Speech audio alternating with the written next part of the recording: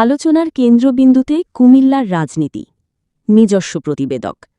জাতীয় সংসদের সংরক্ষিত নারী আসনের জন্য মনোনয়নপত্র জমা দিয়ে রাজনৈতিক অঙ্গনে নতুন আলোচনার জন্ম দিয়েছেন নাইমা খন্দকার। তিনি বিএনপির সঙ্গে দীর্ঘকাল সম্পৃক্ত এবং বাংলাদেশ নারী ও শিশু অধিকার ফোরামের একজন সক্রিয় সদস্য। গত রবিবার ১২ এপ্রিল নয়াপল্টনে বিএনপির কেন্দ্রীয় কার্যালয়ে তিনি আনুষ্ঠানিকভাবে তার মনোনয়নপত্র জমা দেন। পারিবারিক পরিচয় ও রাজনৈতিক পটভূমি। নাইমা খন্দকার বর্ষিয়ান রাজনীতিবিদ, বিএনপির স্থায়ী কমিটির সিনিয়র সদস্য ও বীর মুক্তিযোদ্ধা ড খন্দকার মোশাররফ হোসেনের জ্যেষ্ঠ পুত্রবধূ। তার এই মনোনয়ন জমা দেওয়ার বিষয়টি রাজনৈতিক মহলে বিশেষ গুরুত্ব পাচ্ছে। ড মোশাররফের পরিবারের সদস্য হিসেবে তার এই পদক্ষেপকে অনেকেই বিএনপির তরুণ ও শিক্ষিত নেতৃত্বের উত্থান হিসেবে দেখছেন। আবেগঘন প্রতিক্রিয়া।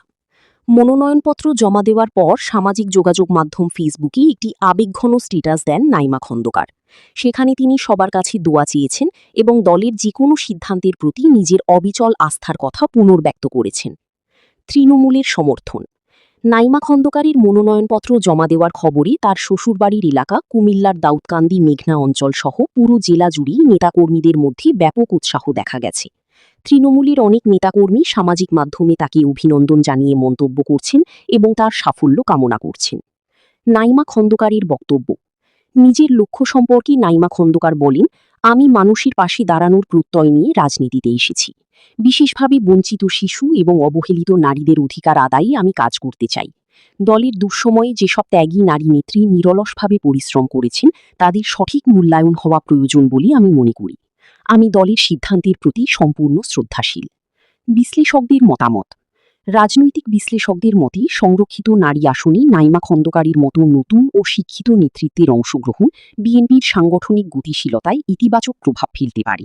বিশেষ করে কুমিল্লার মতো গুরুত্বপূর্ণ অঞ্চলে পিছিয়ে পড়া নারী সমাজ ও শিশু স্বাস্থ্যের উন্নয়নে তার অভিজ্ঞতা কাজে লাগতে পারে বলে সাধারণ মানুষ মনে করছেন। তবে শেষ পর্যন্ত কারা দলীয় মনোনয়ন পাচ্ছেন তা নির্ভর করবে বিএনপির নীতি নির্ধারক ও হাইকমান্ডের চূড়ান্ত সিদ্ধান্তের উপর। নাইমা খন্দকারকে ঘিরে ইতিবাচক আলোচনার পাশাপাশি কিছুটা গঠনমূলক সমালোচনা থাকলেও কুমিল্লার সাধারণ মানুষ তার মধ্যে নতুন এক জাগরণের প্রত্যাশা দেখছেন।